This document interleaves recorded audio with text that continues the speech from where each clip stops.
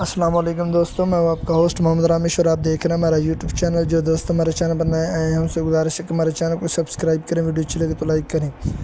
صبح صبح گندم کے حوالے سے تباہ کن خبر، نئی مکئی ایکسپورٹ دیگر ممالکوں کو 4,000 روپے، وزیر اعظم نے فیصلہ کر لیا، سنیے یہ رپورٹ۔ صدر کسان اتحاد نے کہا پاسکو گندم کی مقامی مارکیٹ میں اس وقت سستے داموں فروخت سے کسان کو نقصان ہوگا۔ رضوان آصف ہمارے ساتھ ہیں، مزید جان لیتے ہیں۔ جی رضوان، بتائے گا یہ فیصلہ کیوں کیا گیا؟ جی، پاکستان کسان اتحاد کے وفد نے آج اسلام آباد میں وفاقی وزیر national food security Rana Tanveer Hussain سے ملاقات کی ہے۔